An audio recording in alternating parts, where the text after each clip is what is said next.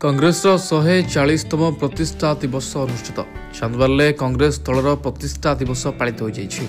जातीय कांग्रेस दल पक्षरु 140तम प्रतिष्ठा दिवस चांदबार स्थित कांग्रेस कार्यालय ठारे अनुष्ठित हो जाइछि। कांग्रेसर वरिष्ठ नेता अमीय महापात्र नेतृत्व में ब्लॉक सभापति बैलोचन पंडा बद्रीनाथ नायक तत्वावधान में बहु ब्लॉक कांग्रेस और नगर कांग्रेस कर्मी उपस्थित थिले। ଏହି ପ୍ରତିଷ୍ଠା ଦିବସ ଅବସରରେ ଦଳୀୟ କାର୍ଯ୍ୟାଳୟ ଠାରେ ପତାକା ଉତ୍ତୋଳନ କରିଥିଲେ। ପରେ ଚନ୍ଦବାଲି ଗୋଷ୍ଠୀ ସ୍ୱାସ୍ଥ୍ୟ କେନ୍ଦ୍ରଠାରେ ରୋଗୀମାନଙ୍କୁ କଂଗ୍ରେସ ଦଳ ତରଫରୁ ଫଳ ବଣ୍ଟନ କାର୍ଯ୍ୟକ୍ରମ କରାଯାଇଥିଲା।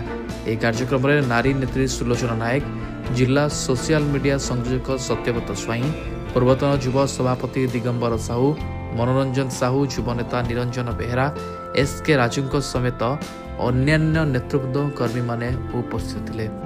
आमर 140तम कांग्रेस प्रतिष्ठा दिवस एथि आमर नेता एवं कर्मी समस्ते निज निज एरिया रे कांग्रेस प्रतिष्ठा दिवस पालित कर। आज आमर चांदबाली ठारे ब्लॉक सभापति एवं मु नगर सभापति एवं आमर जे युव बंधु माने समस्ते रही आज प्रतिष्ठा दिवस पालन कले।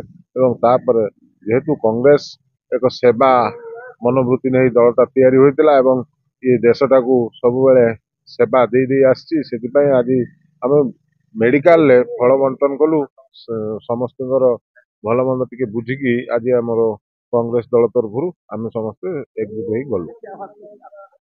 एठी आज जो 140तम प्रतिष्ठा दिवस कांग्रेस दल महात्मा गांधी नीति आदर्श को नहीं परिचालित होइछि एवं सही महात्मा सही बापूंकर से महामानव महात्मा गांधी नीति आदर्श को आमे धरी रखी चलीचु एवं सेथिपाई आज से बापूंकर अरट चिन्हर पताका आज कांग्रेस कार्यालय आगे आमे उत्तोलन करथिलु एवं तापरे परे आसी चांदबाली मेडिकल ले रोगी मान को फल बंटन करथिलु।